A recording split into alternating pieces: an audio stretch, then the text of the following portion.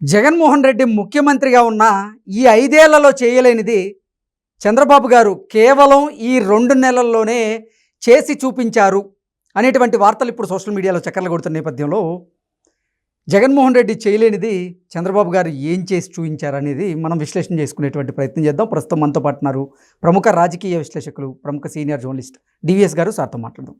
Sir నమస్తే. Sir నమస్తే.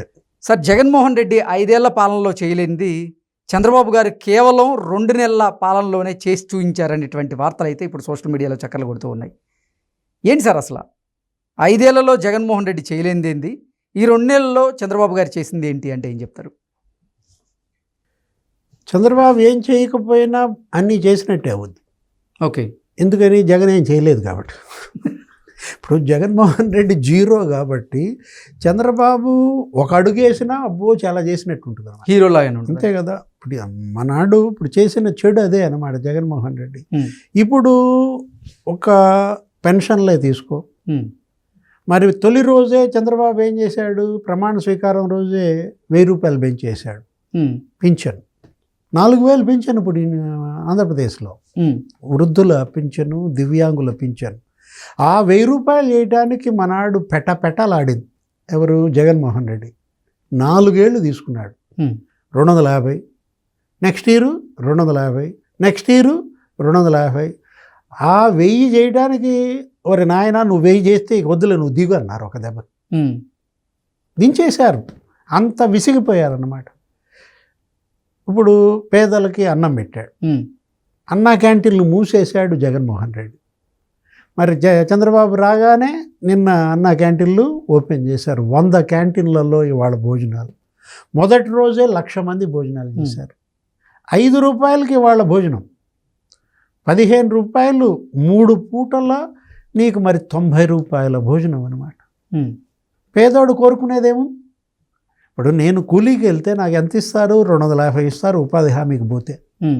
లేదు తాపీ పనికి పోతే మనకి ఎదురు కొంచెం మంచి పని ఉంటే కనుక ఒక 500, 300 రోజు కూలీకి వచ్చే ఇది. ఇక్కడ మరి నేను భోజనం చేస్తా, నాకు ఒక 250 మిగులుతుంది. ఏది? 5 రూపాయల భోజనం వల్ల జరిగింది. ఈ అన్నా క్యాంటీన్లు మూసేసి చెడ్డ పేరు తెచ్చుకున్నాడు జగన్మోహన్ రెడ్డి. వాటిని తెరిచి మళ్ళీ మంచి పేరు తెచ్చుకున్నాడు చంద్రబాబు. అరే ఆయన నవరత్నాలు అన్నాడు, నవరంధ్రాలు చేసి పారేశాడు. ప్రతి రత్నానికి బొక్కే. ఆయన పెట్టింది ఎవరు? జగన్మోహన్ రెడ్డి.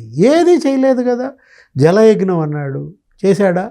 ఒక ప్రాజెక్టు పూర్తి చేశాడా? పూర్తి చేయకపోగా పోలవరం ధ్వంసం చేశాడు.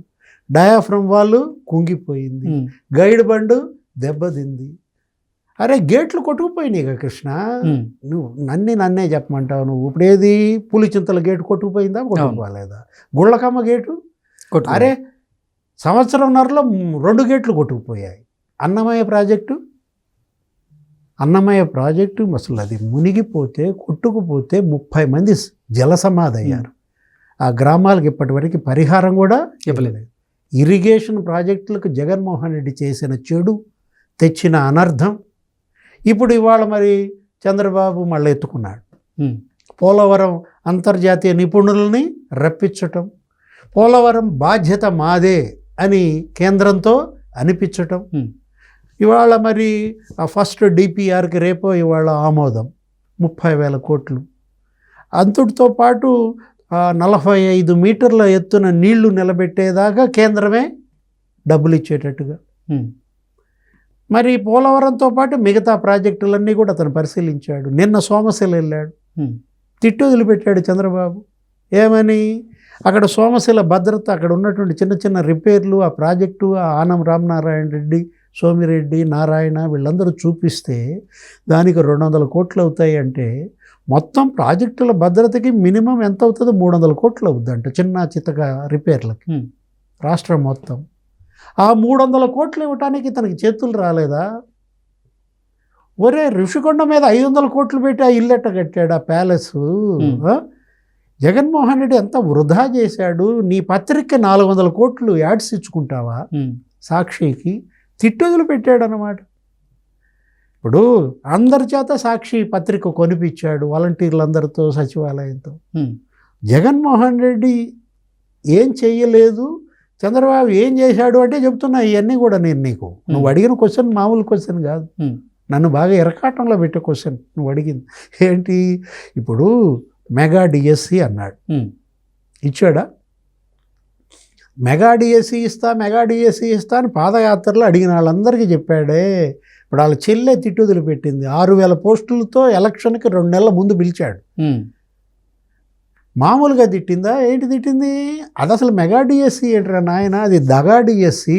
జాబ్ క్యాలెండర్ అన్నావు కదా, సాక్షి క్యాలెండర్ మాత్రం వదిన ప్రతి ఏడు ఇస్తోంది. నువ్వు నీ జాబ్ క్యాలెండర్ జనవరిలో ఇస్తానన్నావు, 5 జనవరిలో అయిపోయినాయి, ఒక్కటి ఇవ్వలేదని తిట్టి వదిలిపెట్టింది ఎవరు? సొంత చెల్లి. మరి చంద్రబాబు ముఖ్యమంత్రి కాగానే రెండో సంతకం దేని మీద పెట్టాడు?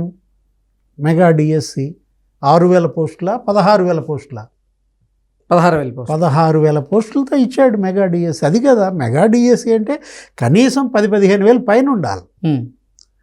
ఇప్పుడు జగన్మోహన్ రెడ్డి అసలు 1వ తారీఖు జీతం ఇచ్చి ఎరుగునా? టీచర్లకు కానీ, ప్రభుత్వ ఉద్యోగులకు కానీ, ఆ రిటైర్డ్ గవర్నమెంట్ ఎంప్లాయీస్కి కానీ పెన్షన్ 1వ తారీఖు పడిందా? అరే వాళ్ళ పరపతే దెబ్బతింది, వాళ్ళ చెక్కులన్నీ బౌన్స్, ఈఎంఐలన్నీ బంప్ అయిపోయిన పరిస్థితిలో. ఈ 5 ఏళ్ల పాలనలో జగన్మోహన్ రెడ్డి ఒక్క కంపెనీని ఆంధ్రప్రదేశ్కి తీసుకొచ్చింది లేదు, కానీ ఈ 2 నెలల పాలనలోనే చంద్రబాబు గారు 100 కంపెనీలను ఆంధ్రప్రదేశ్లోకి పెట్టుబడులు పెట్టేందుకు తీసుకొస్తున్నారు అనేటువంటి వార్తలు కూడా వస్తున్నాయి. అంటే అసలు విషయంలోకి దించావు ఇప్పుడు నన్ను. ఈయన ఇట్లా చెప్పుకుంటా పోతాడని చెప్పి ముగ్గులోకి దించావు అన్నమాట. ఇన్వెస్టర్స్ డెస్టినేషన్గా ఇవాళ ఆంధ్రప్రదేశ్ మనం చూసాం. మొత్తం ఈ 70 రోజుల్లోనే నీకు 70,000 కోట్ల పెట్టుబడులు. ఏది విన్ఫెస్ట్ వాళ్ళు వచ్చి కలిశారు, నాస్కామ్ వాళ్ళు వచ్చి కలిశారు, టాటా గ్రూప్ చైర్మన్ వచ్చి కలిశాడు, నీతి ఆయోగ్ CEO వచ్చి కలిశాడు. వీళ్ళందరూ కూడా ఆంధ్రప్రదేశ్కు వరుసపడ్డారు. జగన్మోహన్ రెడ్డి హయాంలో నీతి ఆయోగ్ CEO వచ్చాడా? లేదు. జగన్మోహన్ రెడ్డి హయాంలో టాటా గ్రూప్ చంద్రశేఖర్ రెడ్డి ఎందుకు రాలేదు? అంటే ఈయన దెబ్బకి దడుచుకుని పారిపోయారు ఎవరు? పారిశ్రామికవేత్తలంతా. అమర్ రాజాని తరిమేశారు, అది గల్లా జయదేవ్ టీడీపీ ఎంపీదని. లులుని తరిమేశారు, లులు భూములపైన విజయసాయిరెడ్డి కన్నేసి విశాఖలో మనం చూసాం. ఫ్రాంక్లిన్ టెంపుల్టన్ తరిమేశారు, స్టార్టప్ విలేజ్ మూతేశారు. మరి అవినీతి పరుల గమ్యస్థానంగా ఆంధ్రప్రదేశ్ను మార్చింది జగన్మోహన్ రెడ్డి అయితే, పెట్టుబడుల గమ్యస్థానంగా మళ్ళా చంద్రబాబు చేస్తున్నాడు. నిన్న శ్రీ సిటీ సజ్కి వెళ్ళాడు, 15 కంపెనీలు ప్రారంభించాడు, మళ్ళా 12 కంపెనీలకు భూమి పూజ చేశాడు, ఇంకో 6 కంపెనీలతో MOUలు చేసుకున్నాడు. ఇప్పుడు BPCL Bharat petroleum corporation limited మచిలీపట్నంలో పెట్టడానికి వాళ్ళంతా రంగం సిద్ధం చేశారు. 60,000 కోట్లు పెట్టుబడులు. నీకు 30-40 వేల మందికి అక్కడ ఉపాధి. మొత్తం అంతా వరుసపడ్డారన్నమాట. ఇవాళ మళ్ళీ ఏది క్యూ కడుతున్నారు ఆంధ్రప్రదేశ్కి. చంద్రబాబు ముఖ్యమంత్రి కాగానే అడుగుతున్నారు. చంద్రబాబు అన్ని చోట్ల ఆయన వెళ్ళిన చోటల్లో కూడా పారిశ్రామికవేత్తల్ని కలుస్తున్నాడు. CII వాళ్ళందరూ కూడా మళ్ళా భూతం ఉందండి మీ దగ్గర, భూతం వస్తే ఎట్లా అన్నారంట. ఆ భూతాన్ని తరిమేశారయ్యా మా జనం. అయినా వాళ్ళు ఇంకా ధైర్యంగా లేకపోతే భూతాన్ని పట్టుకుంటా, భూతాన్ని భూస్థాపితం చేస్తా, నాది భరోసా అన్నాడు. ఇప్పుడు మొత్తం దేశ విదేశాల్లో ఉన్నటువంటి ఆ ఫారిన్ డైరెక్ట్ ఇన్వెస్ట్మెంట్ కూడా ఇవాళ ఆంధ్రప్రదేశ్కు వచ్చే పరిస్థితి. గతంలో మనం చూసాం, కియా ఇండస్ట్రీ తెచ్చాడు. దేశంలోనే అతిపెద్ద FDI అది కియా ఇండస్ట్రీ అనేది. అనంతపురంలో నీకు పెనుకొండ చరిత్ర మారిపోయింది. భూముల ధరలు ఒక్కసారి సడన్ జంప్ అన్నమాట, కోట్లలోకి వెళ్ళిపోయాయి. నువ్వు అక్కడ రెంట్కి వెళ్ళి అడుగు అసలు ఎంత చెప్తారో ఇళ్ళు. సంపద సృష్టి అంటే అది కదా. సంపద ధ్వంసం చేశాడు జగన్మోహన్ రెడ్డి, మళ్ళా సంపద సృష్టించే పనిలో పడ్డాడు చంద్రబాబు నాయుడు. అమరావతి క్యాపిటల్ 2 లక్షల కోట్ల సంపద అది. రైతులు నీకు 32,000 ఎకరాలు ఇచ్చారు విరాళం. అక్కడ మరి జగన్మోహన్ రెడ్డి కనుక క్యాపిటల్ నిర్మిస్తే అది 4 లక్షల కోట్లు అయ్యేది. దాన్ని ధ్వంసం చేసి పారేసి ఆ 136 సంస్థలని తరిమేశాడు.